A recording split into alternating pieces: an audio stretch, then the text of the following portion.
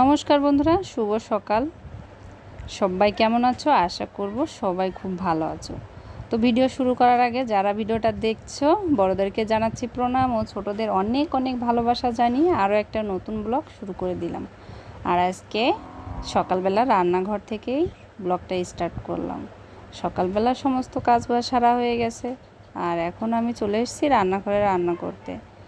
তো ভাবলাম রান্না যখন করতে শুরু করে দিয়েছি তো এখন থেকে ব্লগটা স্টার্ট করি, তো সেই জন্য এখন থেকে ব্লগটা স্টার্ট করলাম। আর আজকে দেখো এমন একটা জিনিস রান্না করছি যেটা আমার আগে একদম খেতে ভালো লাগতো না, আমার পছন্দই ছিল না, কিন্তু এখন বিভিন্নভাবে রান্না করে খেতে খেতে যাই হোক এখন ভালো লাগে। নিজে একটু অন্যরকম করে রান্না করলে সেটা খেতে মজাদারই লাগে। এর আগে একদিন করেছিলাম এই শাকটা দিয়ে তোমার চপ ভেজেছিলাম, তো খেতে দারুণ লেগেছিলো। কিন্তু একদিন তরকারিও করেছি, খেতে সুন্দর হয়েছিল। তোমাদের দাদাভাই আজকে গতকাল বিকালবেলা আমরা দুজনে মাঠে গেছিলাম, মাঠে গিয়ে দেখি যে কলমি শাক হয়ে আছে, তো বলল তাহলে কটা কলমি শাক তুলে নাও, বাড়িতে গিয়ে রান্না করো। তো সেই কারণে আমি একদম এক মুঠ কলমি শাক তুলে এনেছি। আর বাড়িতে ছিল জিওল মাছ, তো জিওল মাছ দিয়ে কলমি শাক ভালোই মানাবে, সেই ভেবেই কলমি শাকগুলো ছেঁড়া। তো কলমি শাক ছিঁড়ে এনে কুচি কুচি করে কেটে রেখে দিয়েছি। একটু বড় বড় কাটলেও হয়, কিন্তু আমার বড় বড় করে কাটাটা পছন্দ হয় না, সেই জন্য আমি একদম শাক রান্না করতে হয় যেরকম করে সেরকম করে, মানে শাক ভাজি করতে হয় সেরকম করে কেটে নিয়েছি। কেটে নিয়ে এখন এই যে ঝোলের ভিতরে মাছ দিয়ে আগে একটু জাল করে নিয়েছি যাতে ঝোলের জালটা হয়ে যায়, তারপরে শাকটা দিয়ে একটু নাড়াচাড়া করে শাকটা একটু গলে গেলেই লবণ চিখে নামিয়ে নেব। তো রান্না হয়ে যাবে কলমি শাক। এটা কিন্তু খেতে দারুণ লাগে, একটু ঝালটা বেশি দিতে হয়, ঝাল ঝাল হলে সেটা কিন্তু খুব সুন্দর লাগে। তো সেজন্য কলমি শাকটা দেখো খুবই অল্প সময়ের মধ্যে রান্নাটা আমার হয়েই গেল। মানে এটা রান্না করতে একদম অনেকটা সময়ের দরকার হয় না। আর তারপরে এই যে রান্না করছি দেখো আজকে মাংস। তো মেয়েটা একটু মাংস হলে একটু ভাত খায় ভালো, অন্যান্য তরকারি থেকে ওর মাংস হলে ভালো হয়। সেই জন্যই সকালবেলা উঠে ভাবলাম যে তাহলে একটু, যেহেতু ফ্রিজে একটু মাংস আছে, তাই জন্য মেয়েকে একটু মাংসই করে দিই। তাই জন্য এই যে মাংস রান্না করছি আর কলমি শাক ভাজা, এটাই হচ্ছে আজকে আমাদের সকালকের রান্না। আর দেখো এর ভিতরে আমি একটা রসুন দিয়ে দিয়েছি, বেশি দিলাম না, শুধু একটা রসুনই দিলাম। কে খাবে না খাবে, যার ইচ্ছা হবে সে খাবে, না হলে না খাবে। এই রসুনটা অনেকটা বড় সাইজের রসুন, ঠিক আছে। আর রান্নাবান্না সব কমপ্লিট করে ওখানে তোমাদের দাদাভাই খেয়ে কিন্তু স্কুলেও চলে গেছে। তারপরে আমি কি করলাম, সকালে যে বাসি কাপড় চোপড় ছেড়ে রেখেছিলাম সেগুলো এখন ধুয়ে দিচ্ছি। কিছু দিন সকালবেলা উঠেও ধুয়ে দিই, আবার মাঝে মাঝে কি হয় সকালে উঠে যদি কাজ করতে করতে দেরি হয়ে যায় তাহলে আগে কাজগুলো কমপ্লিট করি, তারপরে জামা কাপড়গুলো ধুয়ে দিই। আর প্রত্যেক দিনই মেয়ের একটা, আমার বরের একটা, দুজনারই থাকে দুটো একটা করে, প্রত্যেক দিনই জামা কাপড় থাকে, তো ওগুলোও ধুতে হয়। আবার এমন সময় হয় যে 2-3 বালতিও ছাড়িয়ে যায় জামা কাপড়ে। তো কী করার, এগুলো তো করতেই হবে, মেয়ে মানুষ হয়ে জন্ম নিয়েছি যখন সমস্ত কাজই করতে হবে। যেগুলো না পারার ছিল সেগুলো আস্তে আস্তে শিখে নিয়েছি শ্বশুর বাড়িতে এসে। হ্যাঁ, এগুলোই হচ্ছে গিয়ে, মানে এটাকেই বলে স্বামীর ভাত। স্বামীর ভাত খেতে গেলে কাজ তাকে করতেই হবে, কিন্তু বাবার ঘরে যখন আমরা থাকি তখন কিন্তু আমরা কেউ কাজ করে খাই না, সবাই কিন্তু বসে বসেই খাই। মাকে হুকুম করি, বাবাকে হুকুম করি, তখন এটা স্বভাব হয়ে যায় যে মাকে হুকুম করছি, মা এটা রান্না করো, মা ওটা রান্না করো। কিন্তু এখন দেখো, তুমি যদি না খেয়েও থাকো কেউ কিন্তু তোমাকে বলবে না যে মা ও রান্না করে রেখেছি, এটা রান্না তোর পছন্দের রান্না করেছি, খা উঠে, এরকম বলার মতো কিন্তু কেউ শ্বশুরবাড়িতে নেই। তুমি নিজেই যা রান্না করবে নিজেই খাবে। নিজে যদি না খেয়ে থাকো তাহলে না খেয়েই থাকলে, রান্না যদি করলে তাহলে খেলে, না রান্না করলে না খেয়েই থাকতে হবে। তো এখানে সমস্ত কাজ নিজের হাতেই করতে হবে, কেউ নেই তোমাকে সাহায্য করার মতো। এই যে আমার লোটাস মনি আজকে খাচ্ছে, দেখো আজকে খাওয়া নিয়ে তার কোনো বায়না নেই। আজকে হচ্ছে বাড়িতে হচ্ছে মাংস ভাত, তো সেই জন্যই ওর কোনো বায়না নেই যে আমি খাবো না, আমাকে খাইয়ে দাও। সে একা একাই ভাত টাত মেখে নিয়ে একা একাই খেয়ে নিচ্ছে, আর কত আনন্দ দেখো মুখে। শুধু মাংস ভাত হলে এতটা আনন্দ হয়, তাছাড়া অন্য কোনো কিছু দিয়ে সে খেতে চায় না, আর বলে যে এটা ভালো না ওটা ভালো না এরকম বলে। কিন্তু আমরা প্রত্যেক দিন ওকে কিভাবে মাংস খেতে দেবো বলো? আমাদের তো সেই সামর্থ্য নেই যে ওকে প্রত্যেক দিন মাংস খাওয়াবো। আছে প্রত্যেকদিন মাংস খাওয়ানোর সামর্থ্য আছে? তাহলে অন্য কিছু খাইতে হয়। তাই না? বায়না করো আমাকে খাইয়ে দাও, আমি এটা খাবো না, আমি ওটা খাবো না, এটা খাই নিয়ে।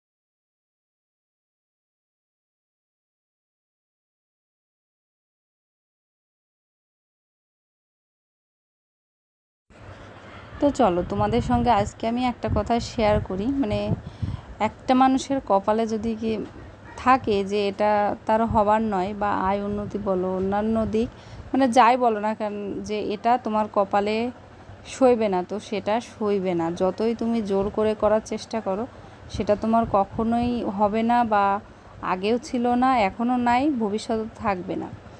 তো একটা প্রবাদ আছে যে কপালে নাই ঘি ঠকঠকালে হবে কি, এটাই হচ্ছে গিয়ে কথা। তো কপালে যদি না থাকে, তুমি যত কষ্ট করেই জোগাড় করো না কেন, টাকা পয়সা, ধন দৌলত, বাড়ি গাড়ি সব কিছুই করো না কেন, তোমার কপাল যদি মন্দ থাকে, ওই বাড়ি গাড়ি কিন্তু ভগবানের কেড়ে নিতে একটুও সময় লাগবে না। এই যে আমার কথা বলেই উদাহরণটা দিই, যে আমি একটা জলজান্ত উদাহরণ। আমার স্বামী একটা চাকরি করে, ছোটোখাটো মাপের একটা চাকরি করে, ভালো মতোই আমাদের খেয়ে পরে দিন কাটছিল। আমার বরের আয় যেটুকুই থাক না কেন, আমরা লবণ ভাত খাই, আর যাই মাছ ভাত খাই, ডাল ভাত খাই, যাই খাই, খেয়ে পরে আমাদের দিন ভালোই কাটছিল। এভাবে শ্বশুরবাড়ি থেকে কিন্তু তেমন কিচ্ছু পাইনি। মানুষ তো শ্বশুরবাড়িতে এসে একটা ঘর পায়, কি যাই হোক একটা ছাপড়া হলেও পায়, যে থাকার জন্য একটা কিছু পায়। কিন্তু আমার শ্বশুরবাড়িতে আমরা থাকার জন্য একটা ঘরও পাইনি। যখন একটা ঘরে থাকতাম, সেটা ছিল আমার মানে অন্য জায়ের ঘর। তারপরে এমন হলো, সেই ঘর থেকে আমরা বেরিয়ে আসতে বাধ্য হলাম। বেরিয়ে এসে থাকবো কোথায়? তারপরে আমার বর যে চাকরি বাকরি করে টাকা পয়সা যেটুকু জমিয়েছিল, সেই টাকা পয়সা দিয়ে করলাম একটা ঘর। ঘর করার পর ঘরটা মোটামুটি কমপ্লিট করলাম সমস্ত দিক দিয়েই। আমরা বেশ হাসি খুশিভাবে চলছিলাম। তার মধ্যে একটা রাজকন্যাও কিন্তু আমাদের হয়েছে।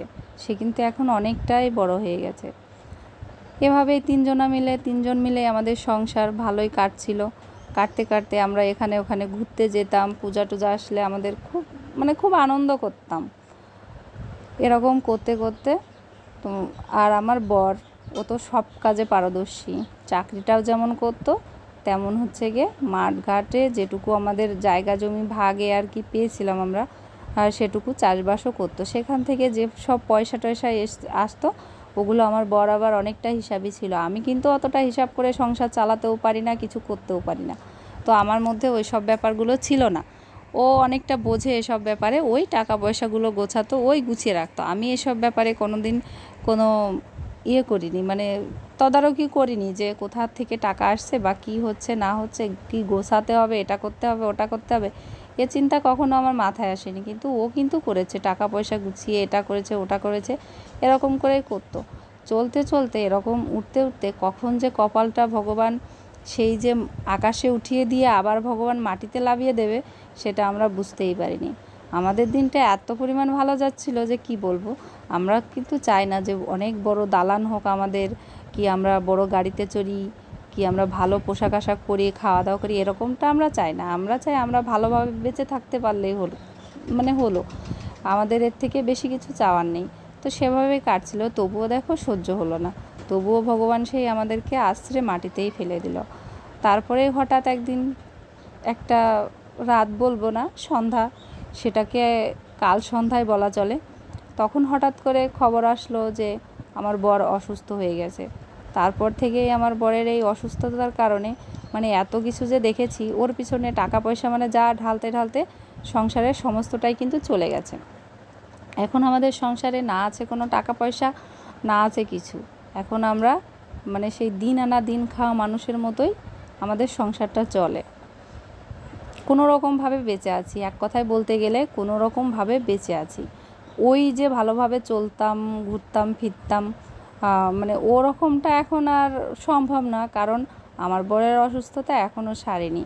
আজ 3টে বছর ধরে, 3 বছর না 2.5 বছর ধরে একইভাবে মানে চলছে আমাদের দিন। যখন ও খুব অসুস্থ ছিল তখনকার দিনগুলোর কথা মনে পড়লে না গা শিউরে উঠবে। তো আমি সেগুলো আজকে তোমাদের সঙ্গে শেয়ার করব না, অন্য একটা ব্লগে অবশ্যই তোমাদের সঙ্গে শেয়ার করব যে আমার বরের কী হয়েছিল এবং কেন এরকম হয়েছে। তো সেটাও অন্য একটা ব্লগে তোমাদেরকে বলবো। তো যাই হোক, ওই রকম অবস্থা থেকে তখন বুঝেছি আসলে সংসারটা কী। যখন আমার বর অসুস্থ হয়ে একদম ঘরে পড়ে থাকে, সে কোনো কাজে যে মানে কোনো কিছু করতে পারতো না, আমার উপরে সে ডিপেন্ডেবল হয়ে পড়েছিল যে আমি ওকে যদি কোথাও নিয়ে যেতাম তো যেতে পারতো, না হলে না। আবার মানে পায়খানা প্রস্রাব সব বিছানায় হয়ে গেছিলো। তখন মানে সম্পূর্ণটা একটা মানুষের উপর ডিপেন্ডেবল ছিল। কিন্তু সেই সময়টা আমি শক্ত হাতে যদি সংসারটা মানে ধরে না রাখতাম, তাহলে হয়তো সংসারটাতে আজ কিছুই থাকতো না। আর তখন মাঠ ঘাট বাড়ি সমস্ত কিছু একা হাতে কিন্তু সামলে নিয়েছি। তারপরেও তখন থেকেই বুঝতে শিখেছি যে আসলে একটা সংসার করতে গেলে মানুষের কী করতে হয়, আর অভাব অভিযোগটা কী জিনিস তখনই বুঝতে পেরেছি যে আসলে অভাব জিনিসটা কী। আমার মেয়েটা তখন খুবই ছোট, 5-7 বছর বয়স। তো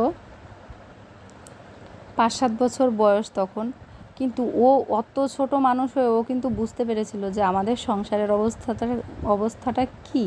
ওকে স্কুলে যাওয়ার সময় যদি আমি 10টা টাকাও হাতে দিতাম, ও করতো কি 5 টাকা খেত আর 5 টাকা বাঁচিয়ে রাখতো পরের দিন খাওয়ার জন্য। এরকম করলে পরে একদিন একটা দোকানদারও আমাকে বলছে যে তোমার মেয়ে দোকানে আসে 5 টাকা, যদি 20 টাকাও দাও তুমি বা 10 টাকাও দাও, তো 5 টাকা খায় আর বাদ বাকিটা রেখে দেয়। আবার যদি কখনো টাকা না থাকতো, কিন্তু কখনো আমার কাছে টাকা চাইতো না যে মা আমাকে 10টা টাকা দাও কি 20টা টাকা দাও, আমি স্কুলে যাব, কখনো টাকা চাইতো না। আর খাবার জিনিসের কথা তো বলবোই না, কোনো জিনিস মানে কিছু চাইতো না। ও বুঝতে পারতো যে বাবার এই অবস্থা, মায়ের এই অবস্থা, এখন কিভাবে তারা দেবে। তো জানি না কেন ভগবান ওকে বুঝিয়েছে না কি ও নিজে থেকে বুঝেছে, সেটা ওই জানে। সেটা আমি ওকে কোনো দিন বোঝাইনি যে আমাদের অভাব কি, আমাদের সংসারের এই অবস্থা, আমি ওকে কখনো বুঝাইনি। কিন্তু ও পরিবেশে পরিস্থিতিতে নিজেই বুঝে গেছে। আর তখন এমন কোনো কাজ নাই যেটা আমি করিনি, যেটা কোনো দিন করিনি সেটাও আমাকে করতে হয়েছে। মাঠের কাজ করতে গেলে কত কষ্ট হয় বলো তো। একটা মানুষ যে কখনো মাঠেই যায়নি, সে যদি মাঠের কাজ করতে যায় তার কতটা কষ্ট হতে পারে। তো সেটাও আমি করেছি। লোকজন নিয়ে ধান চাষ করেছি, পাট চাষ করেছি, তারপরে সরিষা, সমস্ত কিছুই চাষবাস করেছি। তারপরে এখন মানে আমার বর একটু ভালো আছে। এখন তো 2 বছর 2.5 বছর কেটে গেছে, এখন একটু ভালো আছে। ভালো থাকতে থাকতে আবার হঠাৎ বোঝা গেল যে পায়ের অবস্থাটা আবার খারাপ হচ্ছে। তো তখন আবার ডাক্তার দেখিয়ে মোটামুটি এখন মোটামুটি একটু আছে, তবু আমরা অন্য একটা চেষ্টা করতেছি, দেখা যাক কী হয়। যদি সেটা হয় সেটাও তোমরা জানতে পারবে যে কী চেষ্টাটা করছি। একবারে তো তোমাদেরকে সবটা বলতে পারবো না, সব গল্পটা যদি একবারেই করে দিই পরে বলবো কি তোমাদেরকে, বলো। আর এটাই হচ্ছে ব্যাপার। ওই যে একদিন আমরা মানে ভালো ছিলাম, আর এখন দেখো এক নিমিষেই কিন্তু খারাপ হয়ে গেছি। তো মানুষের এক নিমিষে সেই বড়লোক থেকে গরিব হতে সময় লাগে না, আবার কোনো মানুষের গরিব থেকে বড়লোক হতেও কিন্তু সময় লাগে না। লাক খারাপ থাকলে বড়লোক থেকে গরিব হয়ে যাবে, আর যদি লাক ভালো থাকে তাহলে গরিব থেকে বড়লোক হয়ে যাবে। এটাই হচ্ছে কি ব্যাপার। তো যাই হোক, আমাদের কপালটা খুবই মন্দ। আমি সেটা সবসময় বলি, আমার বরকেও বলি যে কপালে এটা ছিল, কিন্তু কি জানো, এত কিছুর মধ্যেও আমরা কিন্তু সুখে আছি। অন্যান্য স্বামী স্ত্রীর মধ্যে যে পরিমাণ ঝগড়া ঝাঁটি আমি দেখি, আমরা যেহেতু গ্রামে থাকি তো চারপাশটাতে দেখি যে তাদের সব কিছু আছে, টাকা আছে, পয়সা আছে, ভালোভাবে ঘুরে বেড়ায়, পোশাক আশাক পরে, সব কিছুই তাদের আছে, কিন্তু কি বলো তো, স্বামী স্ত্রীর মধ্যে মিলটা নেই। তারা সারাদিন দেখা যাচ্ছে ঝগড়াঝাঁটি করে, এ করে ও করে, কিন্তু আমাদের মধ্যে কোনো ঝগড়াঝাঁটি নাই। আমরা বেশ দুজনে একসঙ্গে খাই দাই, ঘুরে বেড়াই, মানে যেখানে যাই দুজনে একসঙ্গে যাই। আমাদের কিন্তু অনেকটাই মানে ভালো আছি আমরা। আমাদের যত কষ্টই দিক, ভগবান ভেবেছিল হয়তো যে ওদেরকে কষ্ট দিয়ে ওদেরকে শেষ করে দেব, কিন্তু আমরা শেষ হইনি, এখনও আমরা বেঁচে আছি এবং ভালো আছি। আমি আমার বরকে একটাই সান্ত্বনা দিই, তোমার যাই হয়ে যাক, তুমি যদি বেঁচে থাকো তো তোমার মুখের খাবারটুকু আমি জোগাড় করতে পারবো। তো ও যদি কখনো, ও এই যে যে অবস্থাটা ওর হয়েছিল, ও যদি কখনো কাজ না করতে পারতো তবু ওকে আমি বাঁচিয়ে রাখার চেষ্টা করতাম, আমি কাজ করতাম। কিন্তু এখনও একটু একটু কাজ করতে পারে, সেই কারণে কাজগুলো ওই করে, আর বাড়ির সংসারটা আমিই দেখাশুনো করি। তো ওকে এই শান্তটা মাঝে মাঝে ও যখন ভেঙে পড়ে, বলে আমার আর ভালো লাগে না, এই কষ্টগুলো সহ্য করতে পারে না, এটা সব সময় বলে না। কখন বলে জানো, যখন ওর থাকতে থাকতে মানে একটা অতিষ্ঠ ভিতরে কাজ করে, তখনও বলে যে আমার আর ভালো লাগছে না, এর থেকে যদি অন্য কিছু হতো তাহলেও হয়তো ভালো হতো। তো আমি বলি যে তোমার ভগবান ছিল বলেই হয়তো তুমি বেঁচে আছো, না হলে তোমার বেঁচে থাকার কোনো কথা ছিল না।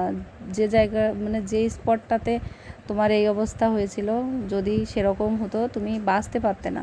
যেহেতু তুমি বেঁচে আছো, তোমার যদি একটা অঙ্গও না থাকতো তাহলে আমি তোমাকে বাঁচিয়ে রাখতাম, তোমার মানে খাওয়া পড়ার অসুবিধাটা হতো না। আমি মনে করি কাজ করলে কাজের অভাব হয় না, আর আমরা যদি চাই যে আমরা কাজ করে বেঁচে থাকবো, কেউ আমাদেরকে মানে মেরে ফেলতে পারবে না। কাজ করলে সবাই বেঁচে থাকে, পরিশ্রম করতে হবে, এটাই হচ্ছে মেন ব্যাপার। তো পরিশ্রম করতে করতে এখন শিখে গেছি যে পরিশ্রম করলেই সব কিছু হবে, বসে থাকলে কিচ্ছু হবে না। যদি কেউ বসে থেকে বলে যে ভগবান আমাদেরকে দেবে, আমরা বসে আছি কেন, একটা কথা আছে যে পেট দিয়েছেন যিনি আহার দেবেন তিনি, কথাটা কিন্তু একদম সত্যি কথা না। পেট আছে, আহারও তিনি দেবেন, কিন্তু আমি যদি বসে থেকে আহারটা করার জন্য বসে থাকি তাহলে কিন্তু আমার পেটে সেই আহারটা যাবে না, আমাকে তার জন্য কি কর্ম করতে হবে, ঠিক আছে। তো যাই হোক, তোমাদের সঙ্গে অনেক অনেক কথা বলে ফেললাম, আর কথা বলতে বলতে দেখো বিকালের কাজবাজও কিন্তু আমার কমপ্লিট হয়ে গেলো। আর সারাদিন আজকে রান্নাঘরটা পরিষ্কার করলাম, রান্নাঘরটা পরিষ্কার করে একদম সাফ সাফাই করে নিলাম। অনেক দিন রান্নাঘরটাতে হাত দেওয়া হয়নি, সেই কারণে আজকে একটু পরিষ্কার করলাম। আর আমার বরের সঙ্গে অনেকটা সময় আমাকে দিতে হয়, বসে থাকতে হয়, না হলে ও একা একা থাকলে ওর মনটা খারাপ হয়ে যায়, সেই কারণেই কোনো কাজে তেমন করে হাত দিতে পারি না। তারপরেও আমি যেটুকু পারি আমার সংসারের সমস্ত কাজবাজ করতে পারি। ওই যে আমার বর এখন ওখানে বসে আছে, আর আমি ওর সামনে কাপড় চোপড় ভাঁজ করছি, তবুও কিন্তু ওর সঙ্গে কথা বলছে। আমরা সব সময় চাই যে দুজনের সঙ্গে কথা বলি। ওকে যদি এক জায়গায় থম ধরে বসে থাকতে দেখি তাহলে আমার কষ্ট হয়, মনে হয় ওর ভিতরে মনে হয় কোনো কষ্ট কাজ করছে, কি কোনো মানে খারাপ লাগছে ওর, কি মানে বিভিন্ন রকম কথা মনের মধ্যে আমার জাগে। এই জন্য যতটা সময় আমরা জেগে থাকি বা একসঙ্গে থাকি সব সময় কথা বলতে বলতেই থাকি, ঠিক আছে। তো যাই হোক, এত কিছুর পরে, এত ঝড়ঝাপটার পরেও আমরা যে ভালো আছি এটাই অনেক।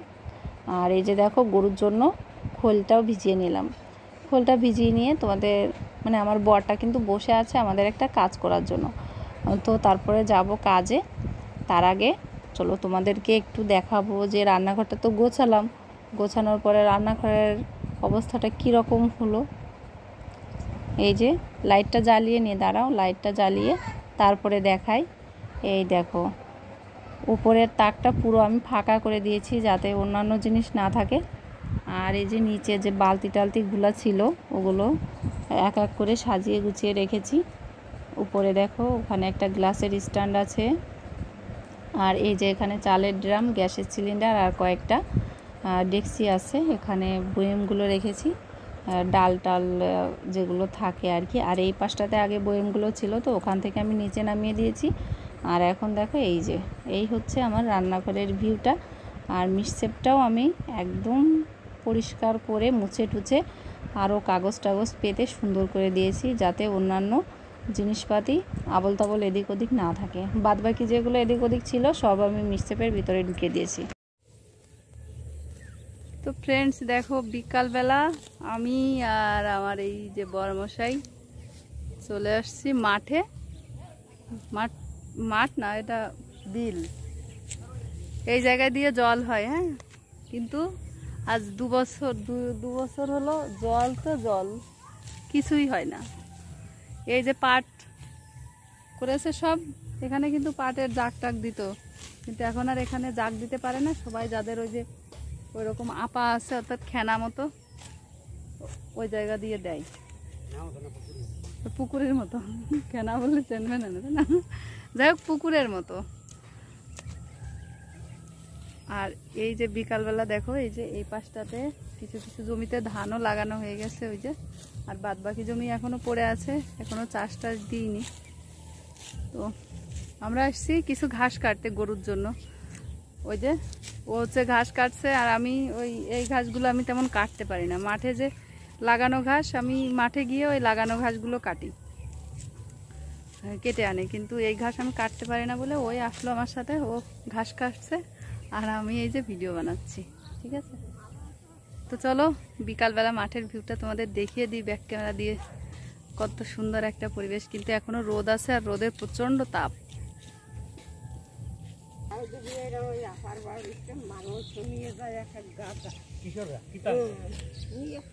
কি টানতো তো গরু মাঠে নেয় না।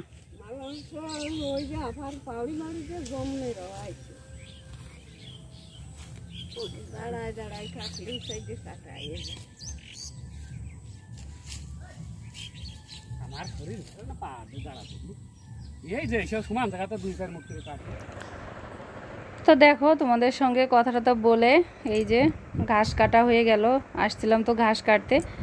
আর এখন এই যে আমি আস্তে আস্তে ঘাসগুলো বস্তার ভিতর ভরে নিচ্ছি।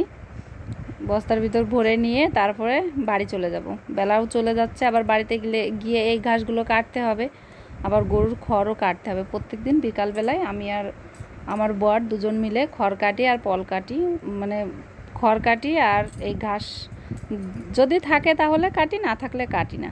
তো চলো আজকে বিকাল পর্যন্তই তোমাদের সঙ্গে দেখা হলো। তো আগামীকাল আবার নতুন একটা ব্লগে তোমাদের সঙ্গে দেখা হবে।